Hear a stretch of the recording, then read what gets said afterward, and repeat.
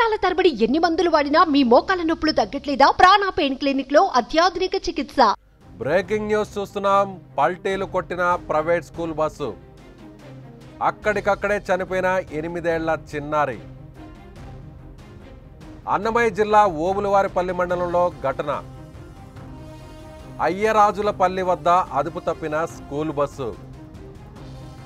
ప్రమాదంలో పలువురు చిన్నారులకు గాయాలు. చిన్నపిల్లల స్కూల్ బస్సు నడిపేటప్పుడు మరింత జాగ్రత్తలు తీసుకోవాల్సిన అవసరం ఉంది. ఏ చిన్న తప్పు జరిగినా అభం శుభం తెలియని చిన్నారులు నష్టపోతారు. నిత్య జీవితంలో ఎప్పుడు ఏ ప్రమాదం ముంచుకొస్తుందో ఎవ్వరూ ఊహించలేరు. ముఖ్యంగా రోడ్డు మీద ప్రయాణం చేసేటప్పుడు ఎటువైపు నుంచి ఏ ప్రమాదం వస్తుందో తెలియని పరిస్థితి నెలకొంది.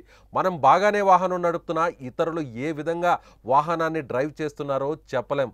ఎన్ని జాగ్రత్తలు తీసుకొని ప్రయాణం చేస్తున్నా కొన్నిసార్లు ఇతరులు చేసిన తప్పులకు ఎందరో అమాయకులు పసివాళ్లు బలవుతున్నారు. ఫలితంగా రోడ్డు ప్రమాదాల్లో నిండు ప్రాణాలు గాల్లో కలిసిపోతున్నాయి.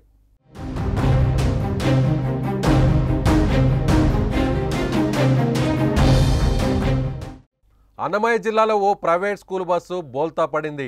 ఓబులవారిపల్లె నుంచి విద్యార్థులతో శ్రీవాణి పాఠశాలకు బస్సు బయలుదేరింది. అయ్యలరాజుపల్లె వద్ద ఉన్న పామలేరు వంక వద్ద వాహనం రోడ్డు పక్కన ఉన్న రాయిని ఎక్కడంతో ఒక్కసారిగా అదుపు తప్పి బోల్తా పడింది.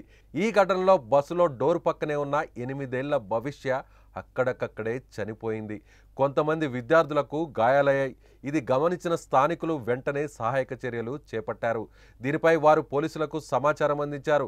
ఘటనా స్థలానికి చేరుకున్న ఎస్ఐ మహేష్ నాయుడు ఈ ప్రమాదంపై కేసు నమోదు చేసి దర్యాప్తు చేస్తున్నారు.